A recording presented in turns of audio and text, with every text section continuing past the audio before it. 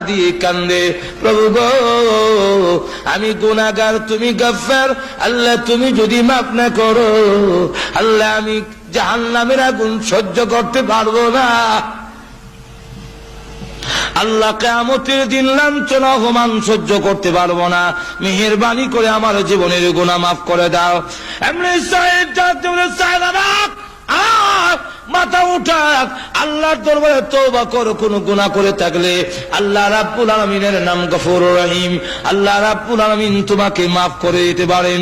সাহাবা ডাক দিয়ে কয়, ভাই সাইদ আমি বাড়িতে যাব না, আমার এই চেহারা আর দেখাবো না, তুমি যদি আমাকে বাড়িতে নিতে হয় আমার দুইটা হাত গায়ের সঙ্গে বেঁধে অপমানিত গোলামের নায়ে টেনে নিতে পারো, আমি আর মদিনায় যাব না। বাধ্য হইয়া সাইদ রাদিয়াল্লাহু আনহু সাহাবার দুইটা হাত গায়ের সঙ্গে এইভাবে বাঁধলেন। বেঁধে যখন মরা লাশের মতো, যখন নাকি মরা লাশের মতো টানে, টানে খামসানা রাদিয়াল্লাহু আনহা দৌড়ে এসে রশি ধরে টানে আর কয়, বুড়া তো হয়েছো, বয়স তো কম হয় নাই, চরিত্র বুঝে এখনো বদলায় নাই। সুবহানাল্লাহ বললেন না? আব্বা চরিত্র এখনো বদলায় না, আরেকজনের স্ত্রীর হাতে তুমি কেমনে ধরলে?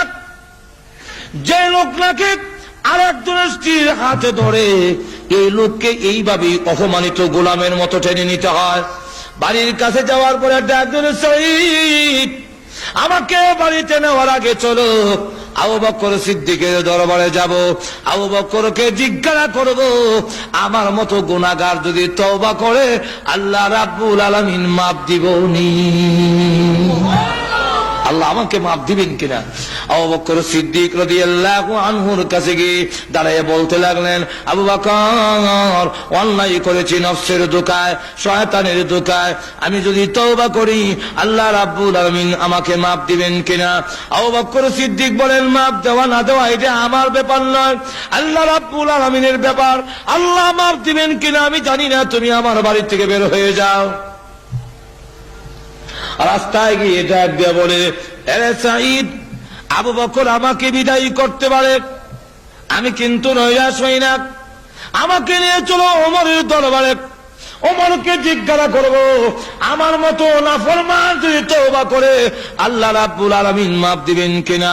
হযরত ওমর রাদিয়াল্লাহু আনহু আরো গরম, ওনার কাছে গিয়ে যখন বললেন, আবু বকর সিদ্দিক ওমর রাদিয়াল্লাহু আনহু বলেন, মাফ দিবেন কি দিবেন না আমি জানি না, তুমি আমার দরবার থেকে বের হয়ে যাও।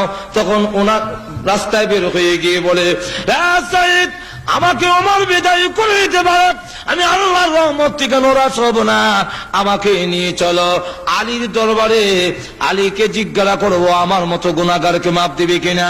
আলী রাদিয়াল্লাহু আনহু শোনার পরে তিনিও বললেন, মাফ দেওয়া না দেওয়া আল্লাহর ব্যাপার, আমি জানি না, আপনি আমার বাড়ি থেকে বের হয়ে যান। রাস্তায় গিয়ে ডাক দিয়ে বলে, আরে সাইদ আমার ইচ্ছা ছিল রাহমাতুল লিল আলামিন যেন আমার আলোচনা আমার কথাটা না শুনে, তাহলে লজ্জা হবে। আবু বকরের কাছে গেলাম, বের করে দিয়েছে। ওমরের কাছে গিয়েছি, তিনিও বের করে দিলেন। আলীর কাছে গিয়েছি, আলী বের করে দিলেন। এবার বাধ্য হয়ে চলো রাহমাতুল লিল আলামিন দয়াল নবীর কাছে। আমার মনে হয় রাহমাতুল লিল আলামিন তার গুনাহগার উম্মতকে বিদায় করবে না। চলো রসুলের দরবারে যাই। রসুলের সামনে দাঁড়ায় বলেন, ইয়া রাসূলুল্লাহ ইয়া হাবিবাল্লাহ, ওগো আল্লাহর হাবিব আমার মতো গুনাহগার আল্লাহ রাব্বুল আলামিন মাফ দিবেন কিনা, মাফের কোনো ব্যবস্থা আছে কিনা। রাসূলুল্লাহ বলেন, সাহাবা মাফ দেওয়া না দেওয়া আল্লাহর কাজ, আমি জানি না তোকে মাফ দিবেন কিনা, কিন্তু আমার রাগ হলো বিশ্বাসঘাতকতা কেন করলে, ওই সাহাবীর স্ত্রীর সঙ্গে বিশ্বাসঘাতকতা কেন করেছো, তোমার মতো সাহাবী আমার বাড়ি থেকে বের হয়ে যাও। রাস্তায় গিয়ে ডাক দিয়ে বলে, হে সাইদ আমি এতক্ষণ পর্যন্ত ভাবছিলাম আমার মনে হয় মাফের ব্যবস্থা হবে, আল্লাহর রাসূল যখন আমাকে বের করে দিলেন তাহলে মনে হয় আকাশের নিচে জমিনের উপরে আমার চাইতে বড় নাফরমান আমার আর কেউ নাই, আমাকে বের করে দিয়েছেন রাহমাতুল লিল আলামিন, তাই রশ্মিটা ছেড়ে দে, আমি আর মদিনার লোককে আমার চেহারা দেখাবো না। সাইদ তখন রশ্মি ছেড়ে দিল, তার মেয়ে রশ্মি ছেড়ে দিয়া ডাক দিয়া বলে, হে আব্বা, ঘুরে ঘুরে দেখেছে আবু বকর তোমার প্রতি নারাজ, ওমর তোমার প্রতি নারাজ, আলী তোমার প্রতি নারাজ, এমনকি রাহমাতুল লিল আলামিন পর্যন্ত তোমার